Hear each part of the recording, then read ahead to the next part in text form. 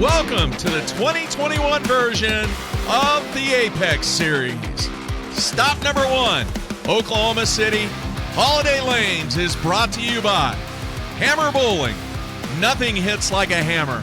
Make sure you check out the new Black Widow 2.0 at hammerbowling.com. Your top 4 for the television finals from Holiday Lanes. In 4th place, Lloyd Hare. Qualifying 3rd, Rick Justice. In 2nd place, Pharoah Williams. And your tournament leader, Mr. James Canteri. Stay tuned for the top 4 action right here, coming at you on the Apex Series.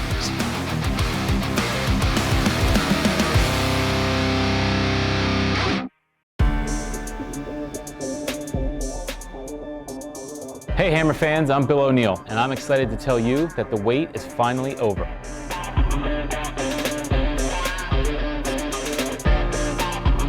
The Black Widow 2.0 is precisely what you're looking for in a Black Widow. It's the perfect ball on medium to heavy oil lane conditions with a big sweeping back-end motion that's going to lead to a lot of high scores. Black and red colors pay homage to one of the most successful bowling balls of all time, as we bring back the original reaction shape, updated for today's lane conditions.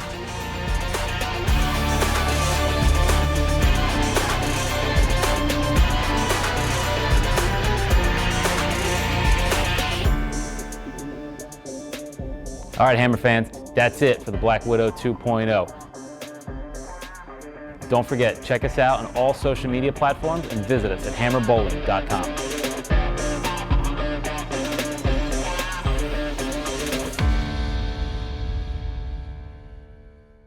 Welcome to the very first event of 2021 for the Apex Series. Mark Jeffries here, and we are ready for our television finals. And folks, it has been an incredible weekend here at Holiday Lanes in Oklahoma City.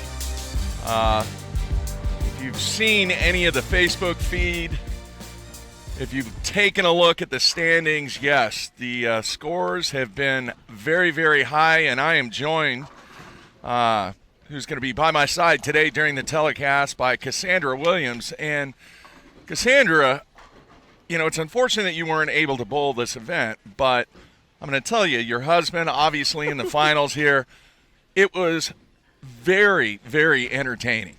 It really was. It was fun to watch because it wasn't just get up on the approach and throw it right. You had to make shots, and I think the big difference this weekend has been the carry. Absolutely. I'm so sad that I had to miss this. We had some family stuff that I needed to take care of, so he could be here at bowl. But I'm looking at these scores today. I saw the top 8 scores from yesterday. I was like, okay, the scoring pace was on the higher side, but not astronomical. And I'm looking at all of our finalists' recaps from this morning, and it's just, wow. I imagine the carry was really well. I'm looking at these scores, but I'm also watching Lloyd and Rick warm up, and their ball reactions look good. Rick's roll looks amazing right now. So I believe the execution was top-notch this morning, and that's really wonderful to see. Yeah, absolutely. The carry, though, some of the best carry I've ever seen in this center. In fact, the proprietor, Tim Denny, and I were talking, and he was like, man, maybe I should turn this into the house pattern. You know, tournament patterns play really well here. I tend to bowl very well here in tournaments. Yeah. And in the league, we bowl on something completely different, and carry is a struggle fest for sure. So yeah. I'm excited to see these finals. Yeah, they are taking their 5 practice shots on each lane right now. Lloyd Hare finished in 4th place. Rick Justice finished in 3rd. So Rick will have the option on whether or not he wants to start and finish last or let Lloyd start and finish last. So some interesting statistics about both of these players. Both players went 4-4 in match play today. Lloyd averaged 234 on day 2 during match play, where Rick averaged 240.2 during match play. And some of the matches that he lost, we'll get into that here later, but I mean, it was like 269 to 279, 257 to 256. Very, very competitive. And you're going to hear me say it a lot, Cassandra. A lot of it was really the carry. And if the carry continues in this television match finals, we're going to see some outrageous scores. But they're going to have to make shots. It's not just chuck it right. You hear us talk about that, how the advantage that takes place when you have so much right and you're able to create so much area. It's not like that. No, and I believe it. And, looking at everyone in the top 4, no one really ran away with match play, right? So you said that Rick and Lloyd were 4-4, Farrell was 4-4, James was 5-3. Everyone bowled really well and still lost somewhere. So I'm really excited to see this show. All right, the pattern that we're talking about, I'm going to throw it up on the screen real quick. This week we were on the diamond pattern, and a fairly longer pattern, 44 feet, ratio 9-1. But, man, they hit it out of the park. We had 3 300 games this weekend, and I've got my list here.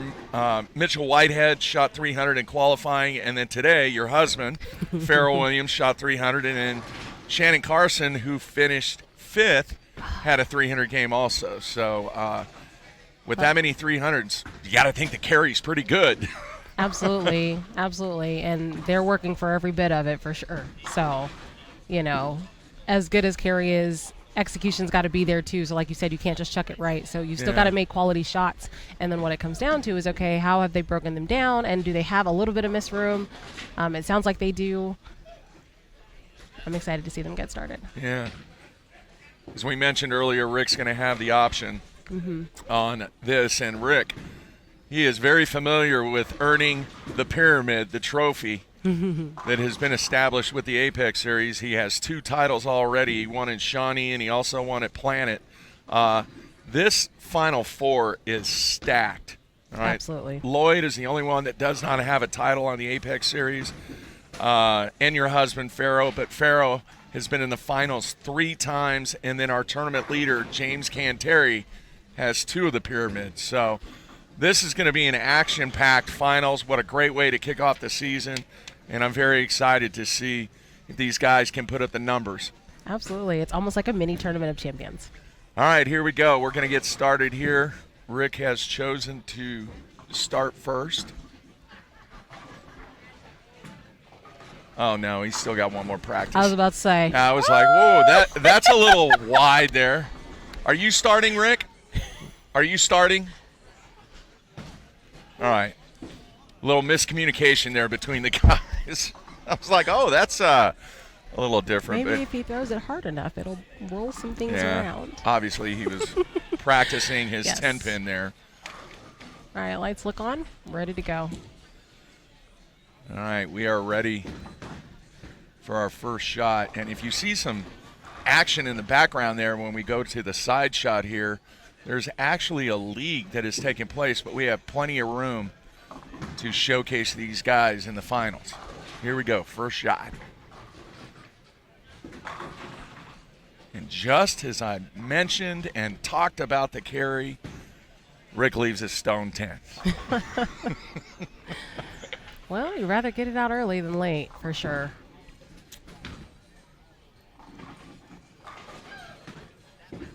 Received a bunch of compliments from people that were watching Rick's game. Some people actually came up from Texas, and we'll get into that here in a little bit during the show. But just a classic style and game by Rick Justice. Hence, that's why he has 2 titles already. Absolutely. I love Rick's game. His roll is so good. And his ability to repeat shots consistently and keep himself in play is one of the best. All right, here we go. Lloyd Hare, his first shot.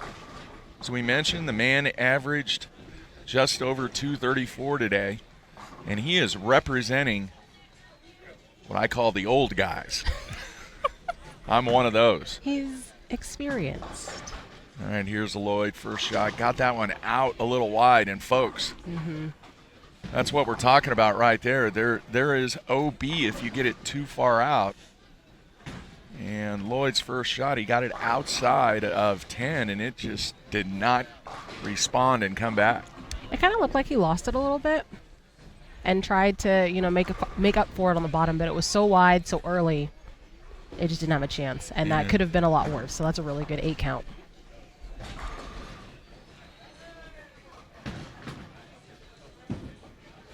All right, routine spare for Lloyd Hare. I have to get caught up here on the scoreboard. Multitasking, Cassandra. We will have the scoreboard up here momentarily. Science fun fact for right now, most people consider multitasking is actually not. If you are engaging in tasks that require a different amount of cognitive abilities, it's not actually multitasking because one thing is easier to do than the other. So okay, it's actually really hard to multitask. I had a bunch of stuff going on there, okay? You did. You did. All right, frame number 2 for Hare. That looks like a better pitch. A bit inside. Looks like he tried to grab it a little bit to make up for losing it the last frame. Yeah. So 8 count for Hare. First match here on the 2021 version of the Apex Series television finals.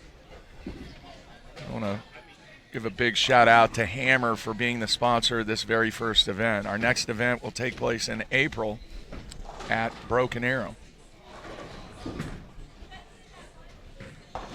Good spare. Lloyd covers it, no problem.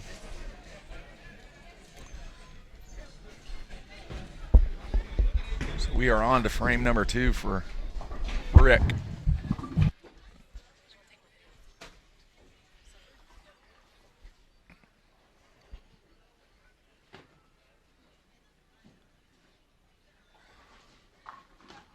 For the entire tournament, both day 1 and day 2 in match play, Rick's averaging 239.9. Call it 240. That one he got inside. And that's really impressive to do when you think about they bowled 8 games yesterday, they bowled 8 games today. That's a lot of consistency to stay that high. Where even, his low games today, I see 2 2-0s, a 2-teen, and then the rest are 240 or better. Yep.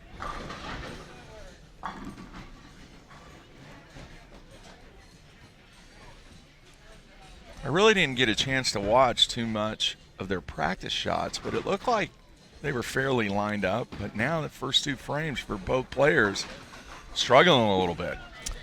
Rick looked lined up in practice.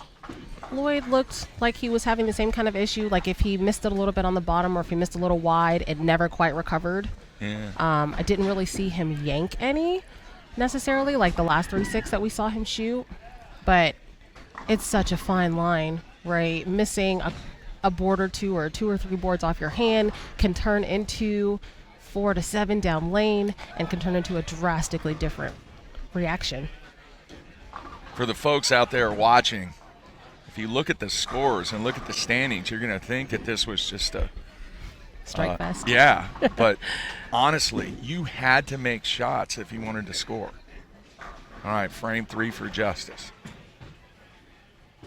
A lot better shot there. All right, so Justice gets our first X of the match. His reaction suggests the last shot was not so great. I think he missed pretty bad, and he's like, man, why can't I just do that every shot? Yeah. That was a great shot. Let's see how Lloyd responds.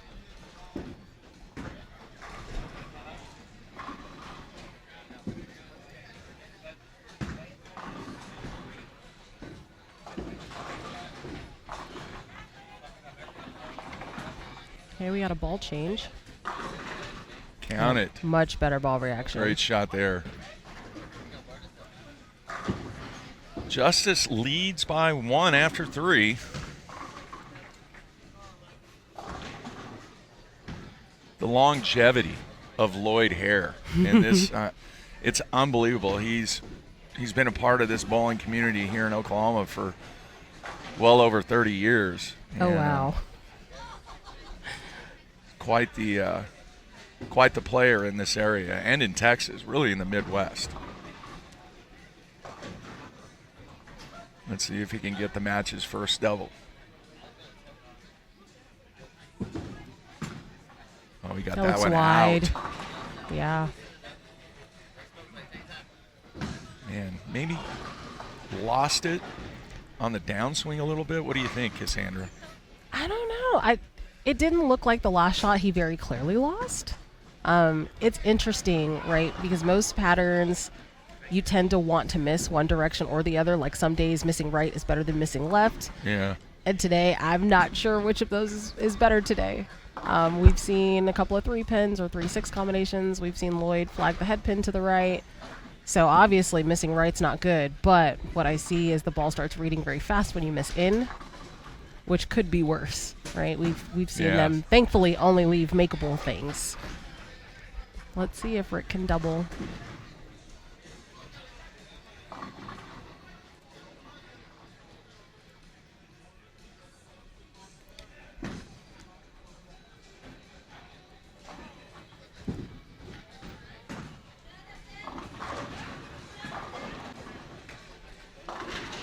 Went high. That looked left out of his hand. Yeah.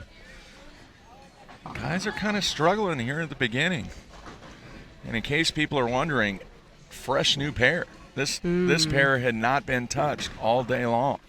But that could be something else too, right? If it got oiled in the morning with all of the other pairs, it's just been sitting for, how long have you guys been here? About 6 hours? Yeah, 5 hours. So then the patterns had time to kind of settle versus like right after you oil and then you hop on it, it hasn't quite settled the same way. So all right, the conversion is good good. Spare. Yeah. It's also interesting looking at scores on the fresh for all 4 of our finalists. The lowest score on the fresh was Rick with a 243. Once again, folks, 32 competitors in the Apex Series. First place, the winner is going to receive $2,500 Yes. and the Apex Trophy. All right, let's see if Rick can bounce back. Some people might say nerves. I beg to differ. Not for Rick. No. He's been in this situation too many times. Not that you don't get nerves, but at the same time, you learn how to adjust to them and use them as fuel as opposed to a hindrance. All right. Wow. He It got almost- a break there, though. It almost looks like he's trying to play with his hand position. That ball had a very different roll on it compared to some of his other shots. Maybe trying to compensate for the one he just launched a little left. So they are trying to figure it out here in game 1. Luckily left something makeable that could have, again, been a lot worse. It seems like right now for this match, the name of the game is to stay in it. Stay clean. Strike where you can. Maybe get lucky enough to catch a double. Yeah. Right, we're at the point in the game where, okay, 5 frames in, 4 for Lloyd.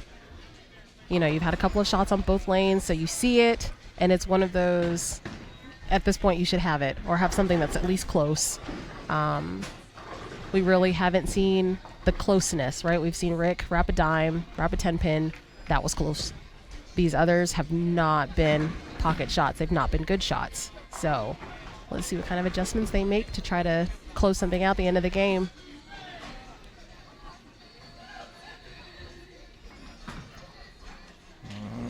A little more direct and just a horrific break. Wow. Pocket 710 for Hare. They're just making me look really ridiculous, Cassandra. All I talked about was the carry and how the carry was magnificent this weekend, which it was, but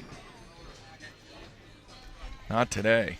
But you know what? Also, again, this has been a fresh pair, right? They got 5 shots on each lane. We're still not seeing a shape to the pattern per se. Like, they haven't had time to kind of break it down. It'll be interesting to see the later matches, and also interesting to see when James does get on the pair because he's the only lefty. Yeah. And what does his fresh version look like compared to somewhat breakdown on the right? All right, here's Hare trailing by 13 after that bad break 7-10. That one looks a little better. Hey. There's the carry. Good shot by Hare there. It's a good comeback shot. All right. You know, they seem very speed sensitive today as well. I wonder if the 2-4 that Rick just left was a little fast. Yeah. And it just got to the spot a little quick and shot through it. All right, here comes Rick working on a spare.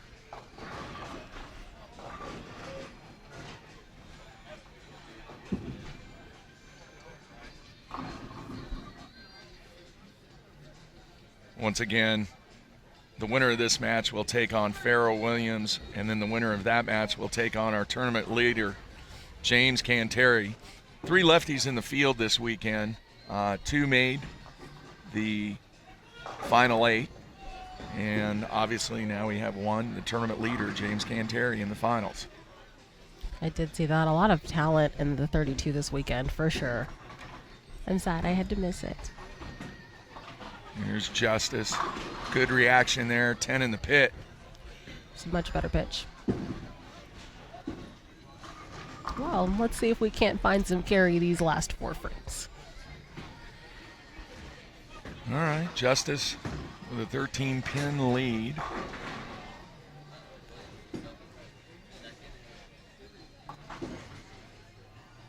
All right, and we still have some score left in them, right? If they both take it off the sheet, we're still looking at some pretty, again, decent scores. So Yeah. still a lot of time.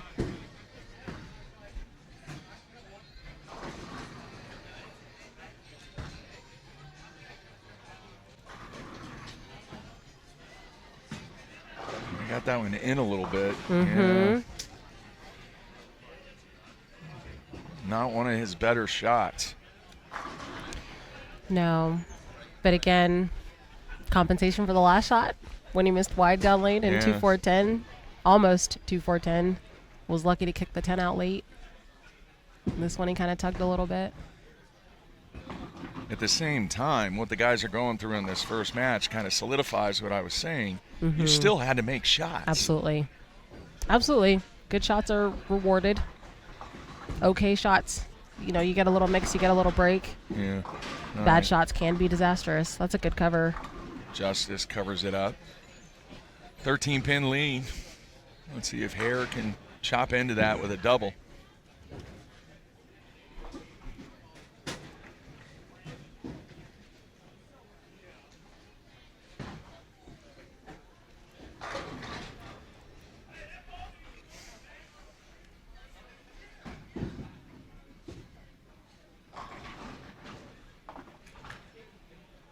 It's a big shot here. Yes, it is. Oh, he got a break, That's tripped a out the big 4. break. Ooh, he got that one inside just a tad, but it held up. He's cut the deficit to 3. Yes, that's a big break. And this is another big shot. 8th frame coming up for Hare.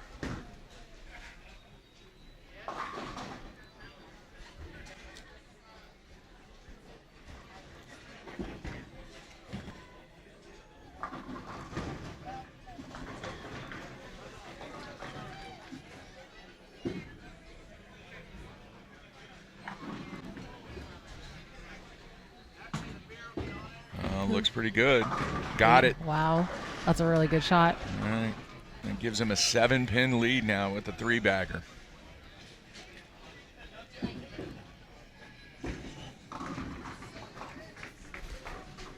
Let's see how Rick responds. This lane was good for him last frame. Also worth noting he gets to finish on this lane, which is probably by design. He seems to be more comfortable on lane 4.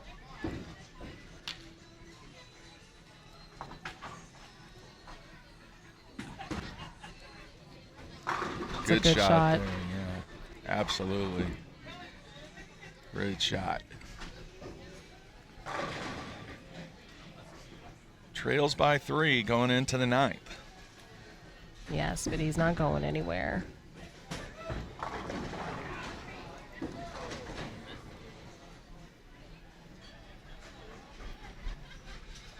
You know, I'm having to manually keep score here, but I got to tell you, a couple of weeks ago, I found an old Telescore plastic sheet Oh, wow. that was tucked away, and it had the wax pencil on it. Oh.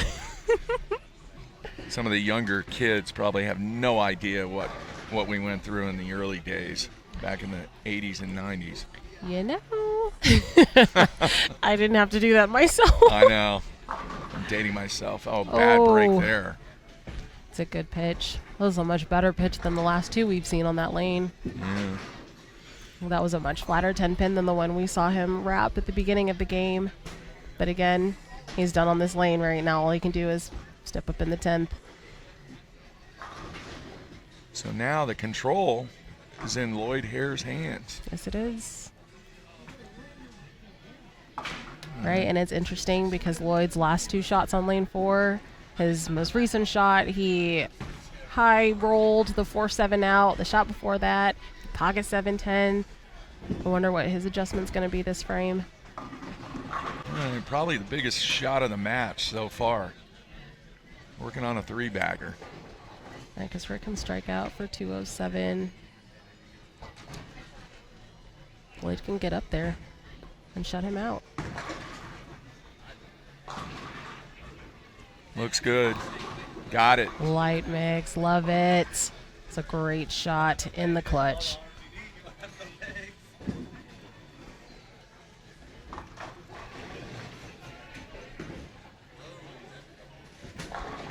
So let's see, it's at 2-1. Mm-hmm. He gets the first one. It's over. Shuts him out because he'll be at a 220 clip. I think Mark can shut him out too. Yes. Yeah. With a good enough count. Yeah, of because he can course. only shoot 2-0. Mm-hmm. Being Rick. But you'll notice even in his body posturing, he looks a lot more comfortable than he did at the beginning of the game. Oh, he tugged that one a little bit. But it Got held. It. And that's a winner. Yes, it is. Winner, winner, chicken dinner. So Lloyd Hare representing the old guys is going to move on to the semifinal match and go up against Pharoah Williams, who's just lights out today during match play, second place qualifier. So Rick's going to finish in Absolutely. 4th place. Still a good week for him, but cannot figure out the championship pair. Meanwhile, Lloyd looks dialed in. Like I said, we still had time to get some score. Yeah. Lloyd's on 230 pace.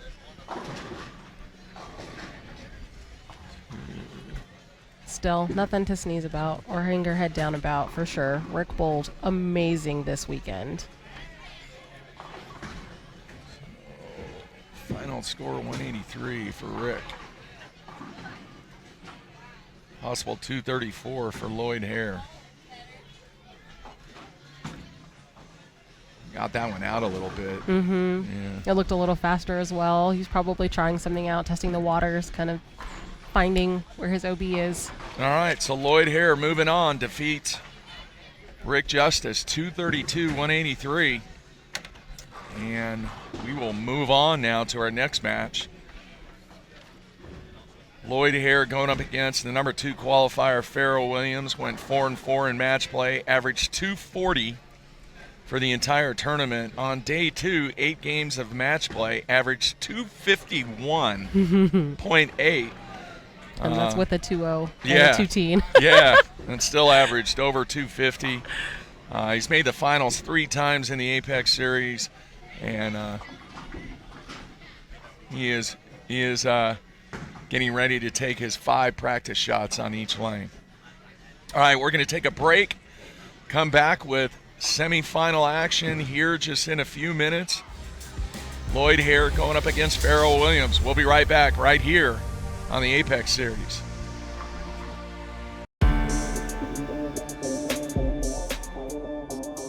Hey Hammer fans, I'm Bill O'Neill, and I'm excited to tell you that the wait is finally over.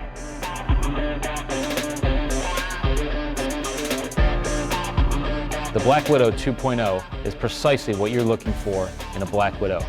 It's the perfect ball on medium to heavy oil lane conditions with a big sweeping back-end motion that's going to lead to a lot of high scores. Black and red colors pay homage to one of the most successful bowling balls of all time, as we bring back the original reaction shape, updated for today's lane conditions.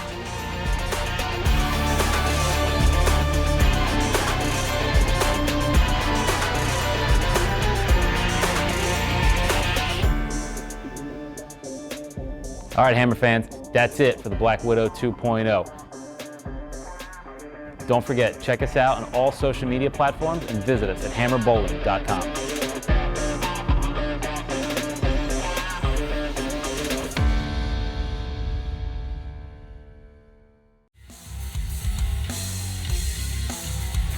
All right, welcome back. Mark Jeffries along with Cassandra Williams, and we are getting ready for match number 2 between the number 2 qualifier, Pharoah Williams, and the man that just won his first match, Lloyd Hare. He defeated Rick Justice, 232-183, and Lloyd kind of got a little dialed in there toward the end. Yes, absolutely. With the exception of his fill ball, he threw the back 4 or 5. Yeah. Definitely looked like he got more comfortable and found a little bit of miss room that he had been looking for earlier during the game. I'm excited to see this match.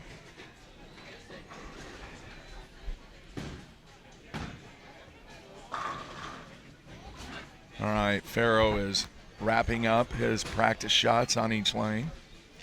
Yeah, and just a quick shout out. I love his new jersey. He does not wear this one often. This is a custom jersey through Relax, Release, Repeat, R3 Sports Apparel. Contact either of the two of us if you're interested in it. MJH Concepts did a fantastic job with that jersey. He has the shoes to match that, the J's that are on his back, and I love those Bordeaux J's. Very cool. And then, of course, Motive Nation. I see him warming up with a lot of our newer pieces, and they have looked phenomenal for the both of us over these past few months. And then, of course, as always, Vice. He's been with Vice for quite a while, and I'm really glad to see, that he bowled so well. He actually just redid his span, his grip, his pitch, all of the above on everything in our garage. Yeah. Okay. Hey, he was also one of the Oklahoma players that went down for the PBA Players Championship, 27 games over 4 days, or 28 games, I'm sorry, over 4 days. Yes. Or over 4 patterns. 4 patterns in 2 days. In 2 days, yeah. Yeah, so they bowled 2 7-game blocks on Saturday, 2 7-game blocks on Sunday. They had 2 practice sessions on Friday. It was definitely a lot of bowling. And he actually just bought his card officially for the first time ever. People really don't believe that because he bowled so many majors in the past, but he always bowled as an amateur. So now he does have his card, and I was very excited for him. Unfortunately, I didn't go with him, but he learned so much out there over 28 games and got better every single block. Of course, was short of the top in the cash, but sometimes experience is measured in other ways. Well, I talked to him a little bit about it, and he said, I learned something. And as great a player that Pharoah is, that says a lot when guys go through that experience, even at that level, and say, hey, you know what, I learned something. And, he ended up that last block, he shot like 120, 130 over that last block. I forget what pattern it was. And just got off to a kind of a rough start. But, man, everybody that knows anything about bowling, they know the name Pharoah Williams, and he is looking for his first Apex title here. Been in the finals, as I mentioned, 3 times, but has been unable to capture the victory. Yes. I was there for the Planet show, the show that was at Planet Bowl last year, and that was another amazing show. I think Rick made that cut too. I think James made that cut too.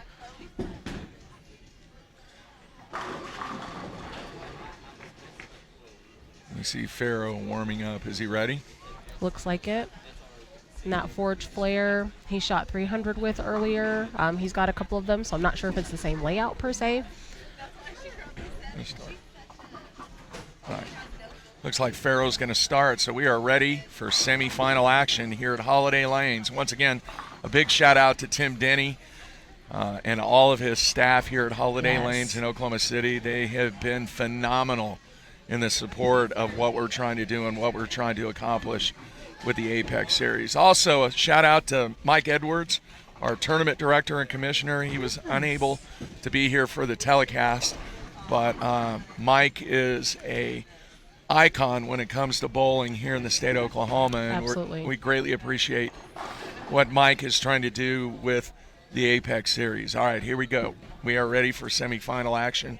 Farrell's going to start on lane 3.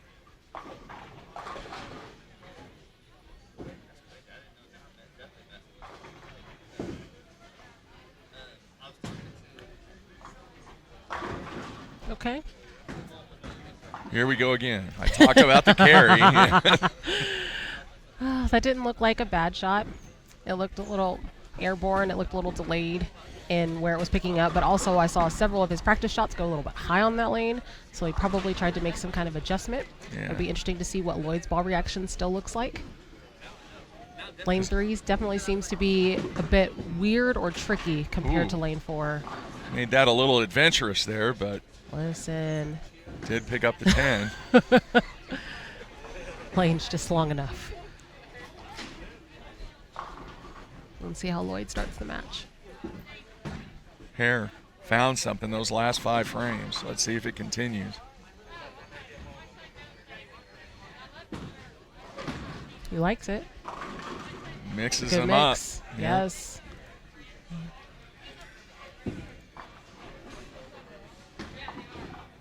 Seems like he's found some room on lane 4. And as I mentioned earlier, that was the kind of the intriguing thing about this weekend is if you threw it right and got it just a little bit too far right, it wouldn't react. Mm-hmm. And some guys had a little bit of tug on, obviously, depending on what pair they were on. Mm-hmm. But you had to make shots. Yes, And for the field to average what it did this week is just incredible. it is. And Oh, he You- got that one in, and it held, and he got a and break. he got the kick. And like you said, you have to make shots. You can see it in his body language. He looks a lot more comfortable. He looks a lot more happy with the shots that he's making.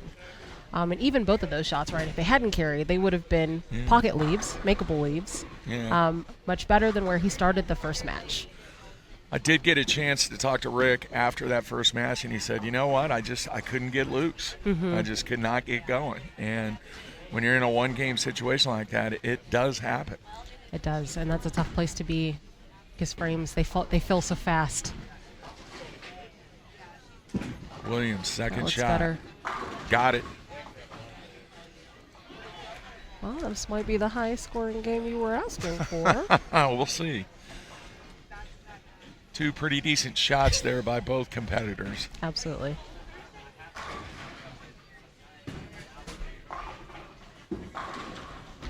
Well, and it's interesting, right? Because we're not going to see that much transition just because of the few amount of games being bowled by the few number of people. And so it's either going to stay the same, maybe some tiny changes or transitions as we go throughout the game, or you could hit that really weird 7th or 8th frame where the spot just develops. Yeah.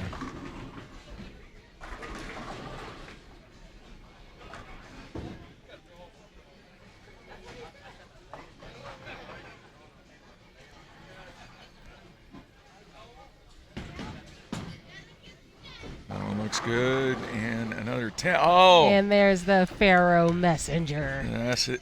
Yes, it is. Vintage Pharaoh right there. So a double for Williams through 3.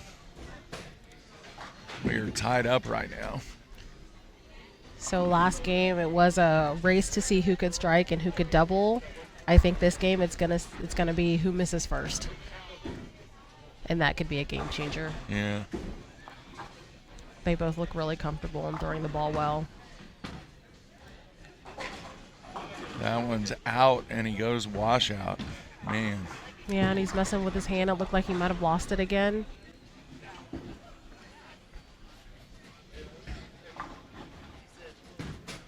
One to 10 conversion. Not exactly what you'd like to see in a potentially high-scoring match, but definitely makeable. He's got a hook. Did not get there, so he goes 7-2. Leaves the door wide open for Pharaoh early in this semi-final match.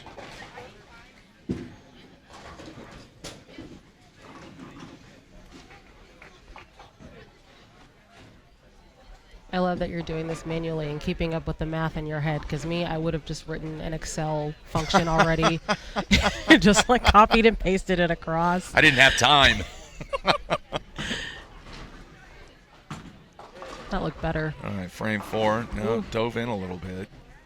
So now all of a sudden, Hare seems a little bit lost. He seems a little uncomfortable again.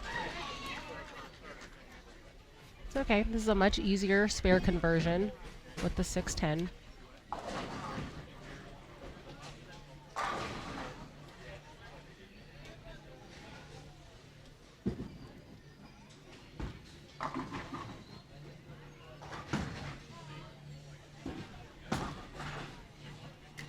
Oh no. Oh, and that's a miss.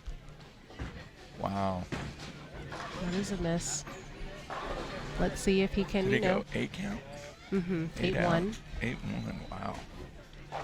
Let's see if he can, you know, regather himself and resettle and bounce back. All right, still a lot of frames left. Anything Yeah. can happen.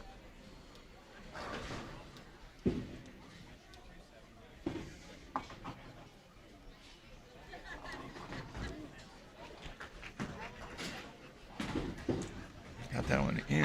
Oh, and it held nicely.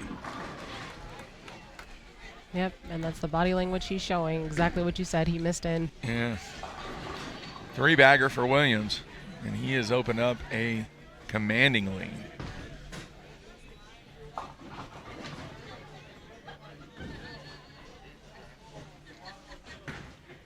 Once again, this first event is being powered by Hammer. Make sure you take a look at all of the new products that Hammer is offering. Go to their website, hammerbowling.com. Check it out. See what fine new stuff they have out there and all the Brunswick brands. All right, frame 5.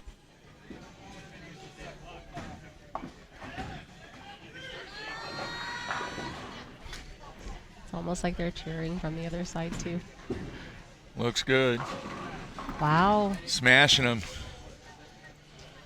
So now he is proving me correct on the carry, because that's 4 out of 5, and Yes. the carry has been phenomenal except for that kind of half 10 that he left in the first frame. Absolutely. Let's see how Lloyd bounces back. All right, he's down. Certainly not out.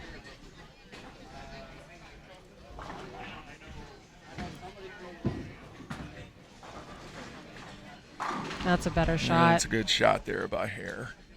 That's a good reset. All right, it's not easy being down, and it's certainly not easy being down because you have 2 opens. So being able to pull yourself back together and get back in it mentally and just step up and make a shot as good as that says something for sure. It's interesting to hear really good players talk about when they are in situations like this, that you don't worry about what the other guy does, just focus on yourself. No. And then- oh, wow. geez. And that's a 9-pin that he kicked earlier, Yeah. right? So again, I said 7th or 8th frame. Here we are in the 6th frame. It looks like that might be a little bit of transition. You know, he, as in Lloyd, Farrow, and Rick, all playing very similar break points. We might be starting to see a little bit of transition. And to your point, you're right. You know, everyone has a different approach when you do get down, and it's almost one of those, let's worry about what I can control. Yeah. Because you can't control what the other person's doing. You can't control what the lane's going to do. You can only control your execution. So let's focus on what we can. All right, Farrow working on a 4-bagger. Halfway through this semifinal match, and he is in total control right now with Mr. Hare struggling a little bit.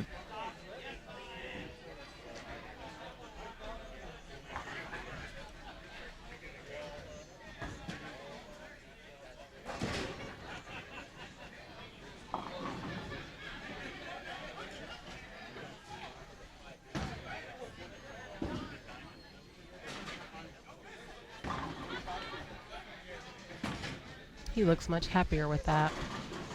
And did not get the Farrow messenger that time. He didn't. but based on his body language, that was a much more quality shot Yeah. than the last one he threw on that lane, which he yanked quite a bit off of his hand. So, good pitch. Yeah. You know, for some people out there, and obviously you're very accomplished as a bowler, do you guys work together? Do you talk a lot about each other's game? Do you help each other out? What's the scoop on that? We try. We do. I feel like we are one of the few couples that we know that actually bowl doubles together fairly well in terms of outputs. You know, it's not always sunshine and roses when we bowl together, but we find a way to make it work. And what's wonderful, what I love about bowling with Pharaoh is that he helps open the lane up for me. Right, he and I can play similar break points from very different attack points. I am usually throwing a much bigger ball than him. Right, I am definitely #team no revs or rev challenge. So bowling with him and other men in general, right? They break the lane down differently than women, but that also presents other kinds of challenges because male bowlers tend to attack the lanes from lots of different angles at the same time, whereas women tend to play together and they tend to play the track and try to open it up and make space. So it's definitely usually a different game plan when you're bowling with men versus when you're bowling with women or seniors. And so we do help each other. We do talk to each other. You know, he has so much more knowledge of the game than I do, and we both see the lanes very differently. I'm much better at reading reaction more down lane. He's much better at seeing mid lane and front lane reaction. And so, you know, I think we complement each other very well, despite the vast differences in our styles. Hey, you throw it pretty good. I mean, geez. I appreciate that. I feel like I have a really decent rev rate for a woman, but my rev rate is definitely nowhere near any of our 4 finalists. Yeah. So he got his card. He did. Any thought about going out and trying to bowl the PWBA or whatever it is? What is it called? Yes, the PWBA, the Professional Women's Bowling Association. I have had thoughts, and I do bowl a couple of PWBA events here and there as an amateur. So, for instance, the Striking Against Breast Cancer Mixed Doubles Tournament, formerly known as the Lucy Benet Memorial, down in Houston, run by Donna Connors and company, and they do an amazing job. And so that is now actually an official stop. So I do bowl that. I don't bowl with Pharaoh. We used to. We've bowled a couple of times, and we've cashed, and we've bowled well together, but then varying schedules. My schedule with my job varies so much more than his did, and now his schedule varies so much differently than mine. I have a lot more flex time and time off as compared to him. I crew time off differently, I guess is the best way to say that. So there was supposed to be an event in, I think, Longview. And then, of course, because of COVID, the tour had gotten canceled, and now it's back on. So actually, while he was bowling the Players' Championship, the women were bowling in Arlington at the same time. There was just no way practically for both of us to be gone because we do have kids in the house under the age of 18 that, can supervise themselves. We're just not going to leave them for that long of the time period. And my stepson was without a car. So, Karma has volleyball and needs to get around to practices and things like that. But, in the future, I've bowled Queens before. The Women's Open always conflicted with my schedule while I was in graduate school. And so that was really tough because it was always during finals. And as a teaching assistant, I just couldn't take off that entire week. So, as things continue to ebb and flow, as life is, hopefully I'll be able to get out there a little bit more. But I'm definitely not as sharp as the ladies on tour. And I would need to get my entire life together very, very quickly. But I do okay for myself. And, I think one of my strengths is that I try to stay in play for as long as I can and then, catch it when it opens up.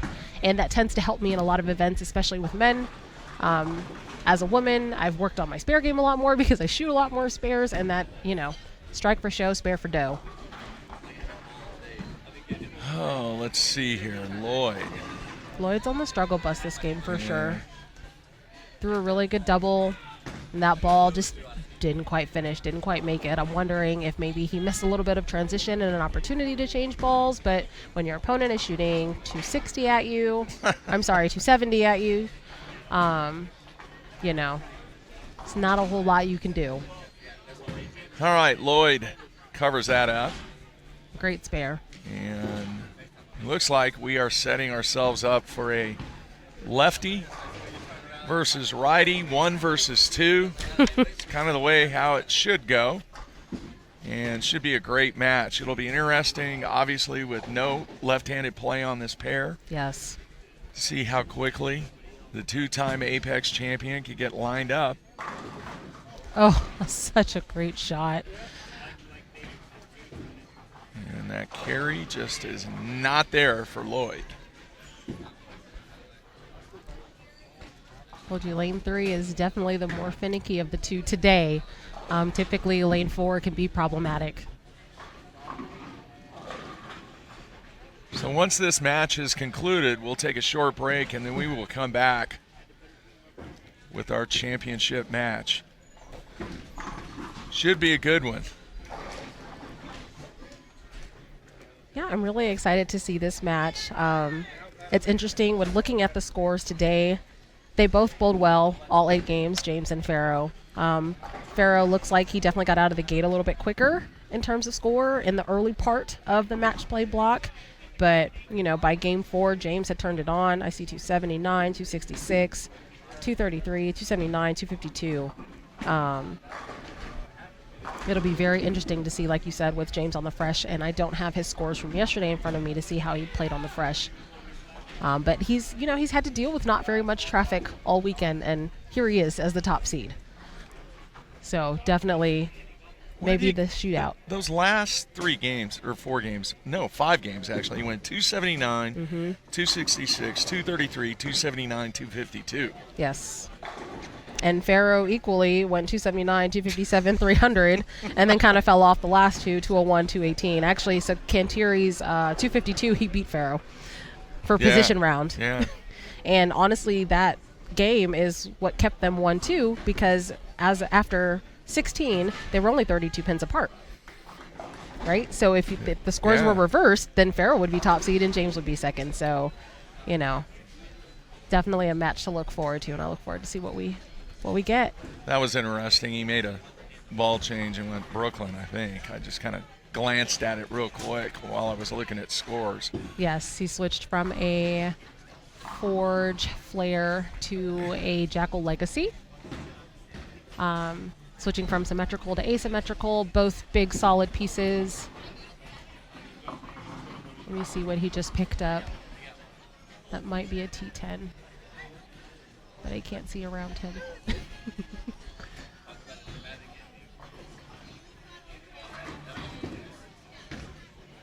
Final shot in the semifinal match for That does look like a T10. Farrell Williams. 269.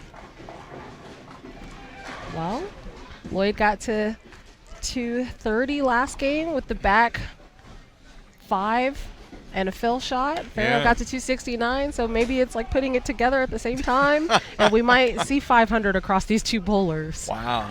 All right. Things are setting up for a great championship match here at Holiday Lanes in Oklahoma City. Everybody stay tuned. We'll be right back with our final match from Holiday Lanes. Everybody, we'll be right back.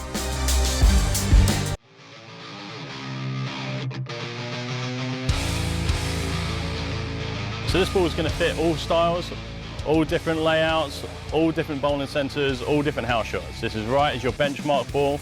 That solid cover is going to provide enough traction, but the core is also going to make it push a little bit more as well, so it just covers everything. It's a ball I'm going to use a lot. I know you guys are going to use it. It's going to be very popular. The Hero Solid falls right in the middle for me. It's a ball that I can use after a little bit of carry down, a little bit as the lane breaks down. Those fresh medium patterns, it covers such a wide spectrum of all oil conditions. It's a ball that I'm going to use a lot.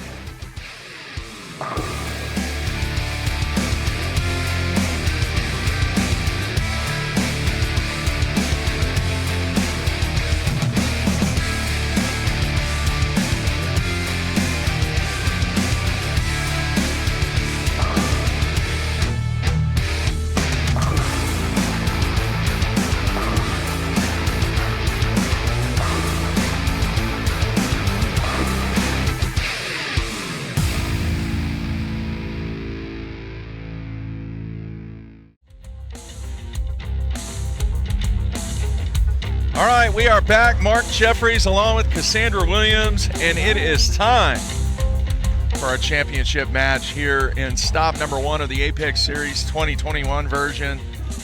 And our tournament leader, Mr. James Canteri, he is wrapping up his practice shots on the championship pair, and man, this should be a good one. It's absolutely going to be a good one. Two powerhouses going at it. They've bowled each other before. They bowled each other today. It looks like the first time they bowled, Pharaoh edged James by about 8 pins, and then the second time they bowled, James edged Pharaoh by about 30 and some change. So this is definitely going to be a good match. James has bowled well all weekend to be your tournament leader. I mean, he turned it on the back 5 this morning. I'm looking at these scores, and when your low game out of 5 is 233, that's a great day. And somehow, well, his only loss was to Shannon. He shot 266 to Shannon's 300. Yeah. So. Yeah. Went 5-3 in match play, averaged 246.8 on day 2 during match play, 239.7 for the entire tournament. And the 2-time Apex champion is ready to get after it. We are ready to get this final match underway. Yes. Any predictions? I'm not going to put you on the spot. For selfish reasons, I want my husband to win. But to be honest, I mean, this really could go either way. Yeah. It's gonna be a race to the top for sure. They're both capable of stringing like nobody's business. So who's comfortable? Who gets the mix? Who gets the roll? Who gets the messengers? Yeah. We'll see. Canteri trying to become the first 3-time champion of the Apex Series. Here's Pharaoh's first shot. A solid 10. That was a high wrap. That's the same 10 pin he left last game. On a really good shot.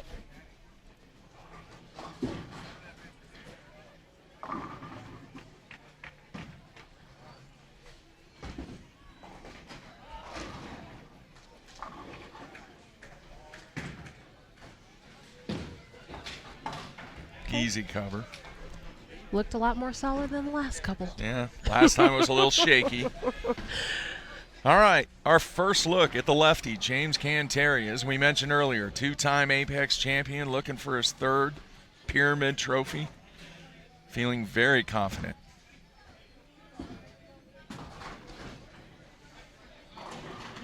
Wow. Came in a little light. A little bit. Looks like he's throwing a purple hammer, which is definitely in his wheelhouse. Very, very light 7-pin, but, you know, not a bad leave on the first shot. Now he's got time to get warm, right? He is pretty much throwing that purple hammer all day. In fact, the entire tournament for the most part. He's had some issues with 7 pins, excuse me, but he covered that one with ease. Absolutely. And again, you know, he had his 5 shots on each lane. He threw a few shots at spares, but mostly was trying to get lined up with his purple hammer on a fresh left side. We saw the first match on the right side, and things looked really tight. Not a lot of miss left or right, so it'll be really interesting to see how he's going to continue to navigate that, especially throwing urethane. All right, frame number 2 for Canteri. Looks like he got around that one a little more. And there's the mix. Mixes it up for this first strike of the match. Great shot.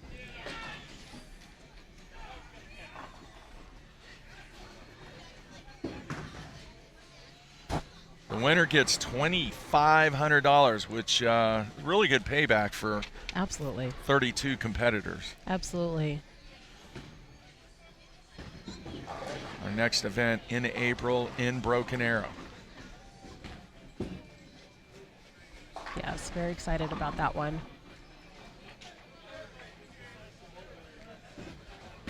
Frame number 2. 10 in the pit. Shot. Yep. That kicked out the 10. Tied ball game here. Yeah, all tied up after 2. You know, regardless of who wins, I don't see either of them running away with it. This is going to be the kind of game that comes down probably to the 11th or 12th shot. Yeah. I'd be surprised if someone could shut this out in the 9th frame or even early in the 10th. This is going to be a really good match. You know, two guys that are not unfamiliar with the camera lights, with the pressure, with everything on the line, and two of the very best at showing up and showing out. Oh, yeah.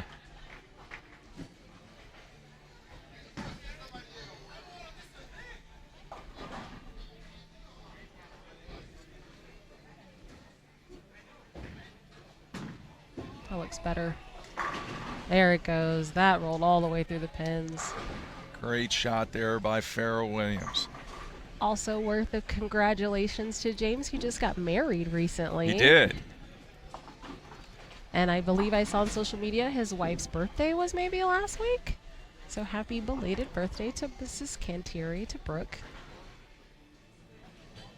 All right, Canteri working on a strike. That looked better. And Still flat. Messenger missed. He looked a little bit surprised that one didn't finish. It does look like he's trying to come around it quite a bit. Right? The first one was obviously flat. He kind of late rolled. I think that was a 6-pin to only leave the 7 the first frame, but that one looked much better, and pins still didn't mix right. So I'm interested to see how he continues to adjust on that lane. Oops.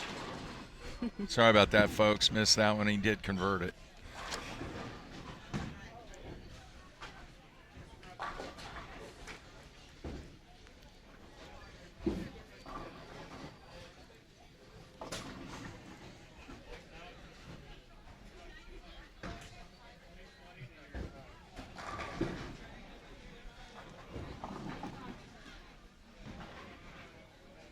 James taking a little bit of extra time on this shot. He's normally a pretty Quick bowler. very routine, very concise, but taking a little extra time on this shot. He's really good once he gets on the lane. He sets up and he goes and he executes. He's really consistent. That's a great shot there. That was a So great shot, and that was also flush, right? So yeah. maybe he's found a way to get rid of the light mix. All right, 4th frame for Mr. Williams, working on a double. Defeated Lloyd Hare in our semifinal match, 269 to 167.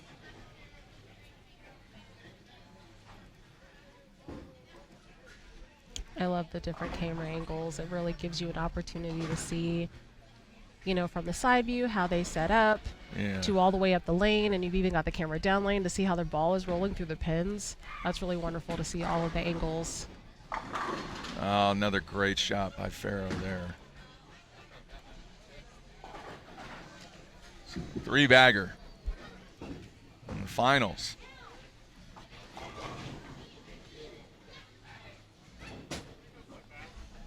Tell me, refresh.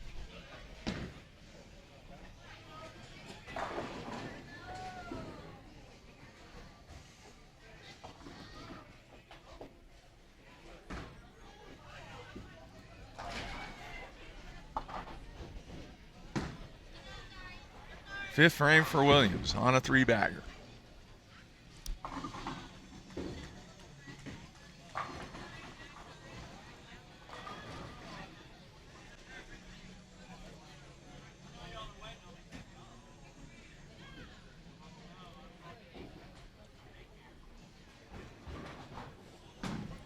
He likes it. Oh, And his forge player is just absolutely shredding the rack. it's been that way all weekend, Cassandra. You know what? I believe it. I am even more impressed that he's actually able to throw that ball. Really? The forge player is huge in our product line. And it's one of those balls that if there is no oil, it will pick the 7-pin clean off for right-handers. Like, that ball is absolutely massive.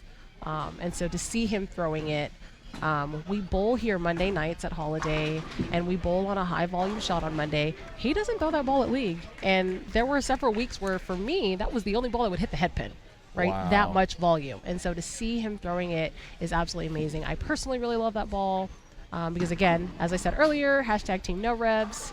I need all the help I can get. And our new big pieces are amazing.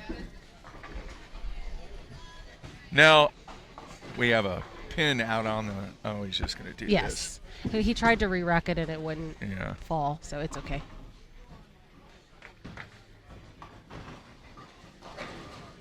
They'll be able to fix the score up front. But another absolutely clutch shot from James the last frame, right? Found a way to get that shaker 7 out. Working on a double, right? So Farrell's going to 90 pace. James is going to 2-0. 60. Oh. Off the sheet. Mm-hmm. Yeah. Big shot here. 6th Looks frame. good. Got it. His ball reads the mid so well. All right. So he cut the lead to 10 with a 3-bagger.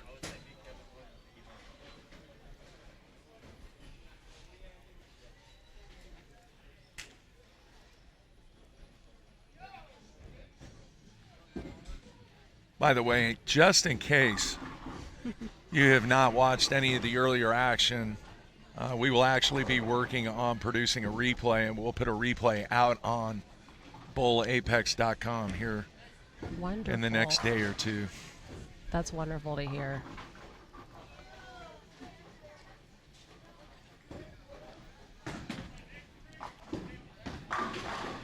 Ten in the pit, He looks so comfortable. and I mean the pit. Yeah, there was no way anything was going to stand, right? He was halfway back off the approach before the ball hit 40 feet. Yeah. But they both just look amazingly comfortable, right? But they both know what the deal is. It's strike or go home, Pretty much. Pretty much. right? Because Canteri can go off the sheet, like I said earlier, for 260. Farrow can go off the sheet for 290. But if Farrow taps, it's down to 79. You know, Yeah. depending on what it is, if it's makeable. So here's the high scoring match you've been waiting for, It is the that we knew was coming. possibly the highest scoring finals match in Apex history. I mean, the two of them are about to shoot 550 together. Jeez. Another 10 in the pit. Absolutely shredding the 8-9 in the back.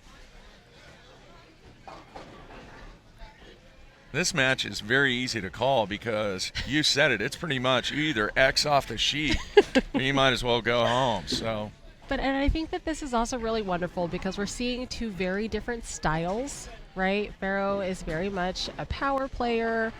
Canteri generates power with his rotation, but he's also so smooth to the line. yeah. Right? Canteri's throwing urethane. Farrow is throwing one of the biggest balls in his bag. Canteri's left-handed, Farrow's right-handed. Like, they're almost on opposite ends of the spectrum for everything, and it's still 60 feet to success. I'm going to steal Randy's line because I've always loved that line. And this is just, it's a joy to watch because while the scores are high, this is not a house shot. This is still a pattern, and there is still OB to the left and the right on both sides, right? Oh, did not get a break there. James missed a little in, and it went a little longer, and nothing kicked the 10 out. And that was a great shot, but he missed just a little bit. So, Yeah. you know, they're both human, but that's why this is great to watch, because you have to know that with OB to the left and the right, that is just how well they are both executing. They still have to make shots. Great cover by James to stay in it. So now the lead 21 with Farrow working on a 6-bagger.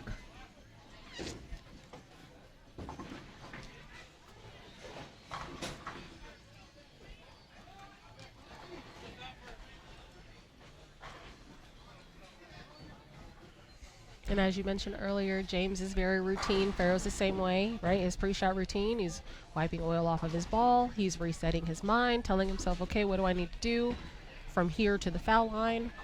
Steps up and gets it done. Having consistency in your pre-shot routine can definitely help.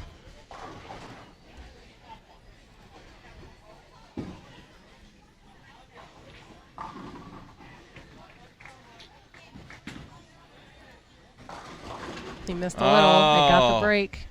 He knew Wow. we missed. He knew we missed. And got the break. Well, That's that raw power I was telling you about. That was great pin action. He missed a little bit. It was a little off target. And managed to get his ball into a roll and get the break he needed. well, now I think people are at the realization of what I said earlier about the carry Yes. is being proven true. Yes. It only took 3 matches, but absolutely. And you know, there are just days that are like that, right? There are just days that some days you just have it and other days that you just leave 9. And unfortunately for James right now, these 9s are starting to stack up on shots that are really good. They're really, really good shots. Oh, And that one he liked more for 9. So, so Farrow currently going at a 250 pace. if he strikes out, it'll still be 79. No, he'll shoot, let's see, 20, 30, 40, 50. He can shoot 269 69. if he goes Thank off you. the sheet. I'm sorry. And the spare. That he just Ooh. missed. Now, that may be a little costly because, let's see here, 20, 30. Terry can go off the sheet for 249. Farrow can still shoot for 257.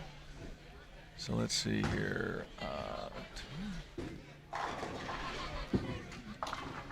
Yep. Mm-hmm. 227. Oh, yeah. Big shot for Canteri here, setting up the 10th. Yep. Gotta have it. And he has it. That was a great shot.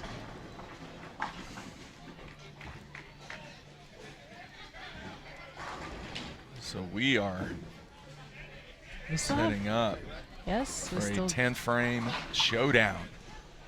right. Canteri can strike out to For force two- Farrow to double. Yeah. Has to have this or it's over, though. Looked a little in. And it did not carry. So And now, And it's so hard with urethane, right? Because we saw him miss a little wide early in the match to wrap 7s. These last 2 shots, he missed just a little in to leave a 10 and a 7. Again, not bad shots. He's chosen to throw his urethane at the 7 pin. Covers the spare. yeah, that match is over. It's Yes, over. Farrow just needs to keep it on the lane behind the foul line. Pretty much. So possible 229 for Canteri, and Williams sitting at 227 in the 9th. And that was a great shot. And that he one got the carries. mix. It's a really rough 229. Yeah. You know? That feels so much more than 229, and that's what can be hard sometimes to look up and be like, man, that's it? But a great, absolutely great game, and I don't know that James could have thrown it any better, right? He didn't throw any bad. That's a really great game. He left, what, 4 7-pins? 3 7 pins on a 10. Oh, that's right. You're right. I get him. I could tell you something that really be confusing, but we'll save that for later. All right, keep it on the lane, stay behind the line. This thing Which is he over. did for a 10 in the pit. And Farrell Williams is going to capture his first Pyramid Trophy and become an Apex champion And here at Holiday Lanes, and just has been lights out all day long. As we mentioned earlier, he's averaged almost 252 the entire day.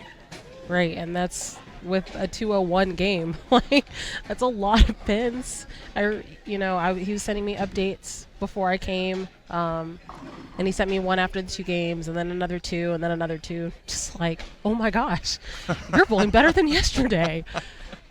But he's really struggled with feeling it properly. He's such a feel bowler. I feel like the new grip that he's got clearly has been agreeing with him, and I feel like he's throwing the ball really, really well. And James threw the ball really, really well. I'm looking. James shot 2 279s. He had a 266. He had a 252. He had a 246. And that's just today, right? I haven't even seen his scores from yesterday. But to be 261 over from yesterday, he clearly bowled well. Everyone this weekend bowled amazing. Great tournament for Pharoah Williams. Becomes first-time champion of an Apex Series event. So congratulations to Pharoah Williams. Just an unbelievable performance here at Holiday Lane. So we're going to take a break, come back with the champion, see what he has to say, and get his take on the entire weekend of his outstanding performance here. So everybody stay tuned. We'll be right back.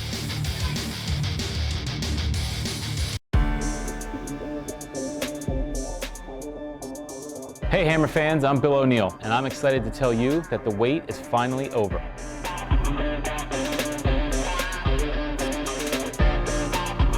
The Black Widow 2.0 is precisely what you're looking for in a Black Widow. It's the perfect ball on medium to heavy oil lane conditions, with a big sweeping back-end motion that's going to lead to a lot of high scores. Black and red colors pay homage to one of the most successful bowling balls of all time, as we bring back the original reaction shape, updated for today's lane conditions.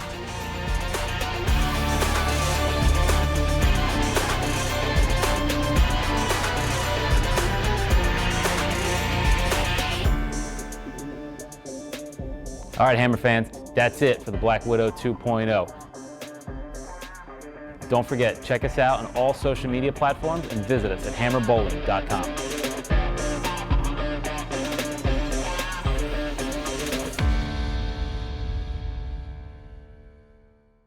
All right, we are back here wrapping up event number 1 of the Apex Series at Holiday Lanes presented by Hammer, and we have the champion, Pharoah Williams. And dude, I got to tell you, just an incredible performance both days here at Holiday Lanes, man. And you got the trophy, you got the money, but I got to tell you, there was a lot of Xing going on, man. Yeah, I mean, it's last year when we bowled on this pattern, I think it was at Fire Lake the first week, and Yeah. I struggled a little bit. Different surfaces and the way they broke down, they pushed really hard, and you had so much over under, and I just had nothing, and I was still getting used to my equipment. But this year, this year was a rough year for me for bowling wise. I really got unfocused with my game, so. When I went and bowled the Players Championship, it was a bad outing the first day, but worked on my game when I was there. And then the last day, I had a big run, and then today, it showed how much I've changed my game since, about 3 weeks ago. So the pattern was a little soft, but you still had to keep the ball in front of you and not give the pocket away. I saw a lot of mistakes when people missed the end. It really just checked up or went left. So, I was just more happy about how good I was throwing the ball this weekend compared to even last year, compared to even last month, So, Really? Yes, absolutely. Wow. Well, a lot of people are going to look at the scores and they're going to go, oh, it was just massively walled up. And I've been saying this during the entire telecast that you still had to make shots. Yes. And there was a lot of shot making being made, and if you missed a little bit right, it would hang out there a little bit. Correct. And if you tugged it in a little bit, yeah, you may get on a pair where you might have a little bit of tug, but most of the time you're going to pay the maximum penalty if you miss. Correct. But the scores, what the field did today on this pattern was just incredible, and the way that you just absolutely destroyed it. I need to change the name. Instead of Diamond, it needs to be Dynamite. Oh, man. Well, the thing about compared to yesterday and today, Yeah. if you look at it, Rick led with plus 311 yesterday. Yeah. And Canteri was 240, I was 220.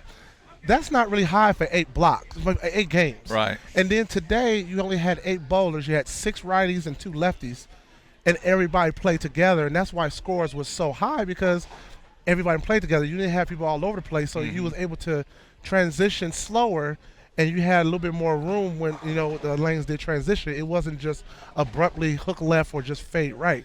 Right. So I think today played a big difference, because you had 8 high caliber bowlers all playing the lanes together. There were a lot of discussions between the fans and just people that were watching today about how good the carry was, not only today but this weekend. What is your opinion about the carry? You've got a lot of experience in this center. It just seemed like the carry was so much better with this pattern than many other tournaments that have taken place here. Yeah, but Holiday is unique. It's a very old center. When I bowl league here, the pins don't bounce as much. It's probably because of the higher volume of oil. But on the sports shot tournaments, the pins fly. I think that's because the back ends are just more crisp, and the pattern kind of comes to an end. I don't know. I mean, it just depends on what pair you're on. There's some pairs I didn't get much pin action, but I did drive them straight back, and there's a few pairs where I was getting scrapped all over the place. So, pair to pair is always different in this house, but overall, this house it's been a little tricky when it comes to the corners, but you just got to take the good with the bad.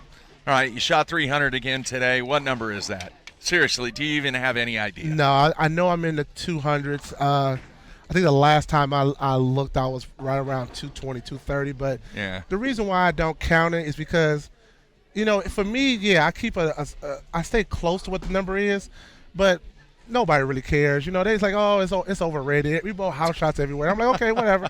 So I mean, I don't brag about it, but I let everybody brag about themselves and how many they got. It's just that it's a score. I still get nervous when I shoot it. I still love the rush when I do shoot it. So it never gets old. So that's one thing that people say, oh, it got to be easy now. It's never easy. All right, Farrell. Well, you averaged 250 today, a well-deserved win, and this definitely was not a house shot. No, it definitely was not a house shot, no. Not a house shot. All right, man, best of luck to you. And 2 more events coming up here shortly, one in April, one in May. And you got 1 trophy now. You need to stack them up. Yeah, all right. That's the plan. You got to catch up to those other guys. Hey, that's the plan. All right, that's going to wrap things up. Once again, I want to thank Tim Denny and his staff here at Holiday Lanes. Done a great job all weekend long. And then also Mr. Brian Graham at Brunswick for having Hammer be the title sponsor of this event and the upcoming events that we have on the Apex Series. So for Cassandra Williams, I'm Mark Jeffries. That's going to wrap things up from Holiday Lanes. Your champion and first champion of 2021, Farrell Williams. That's it. We're out of here. Everybody stay safe.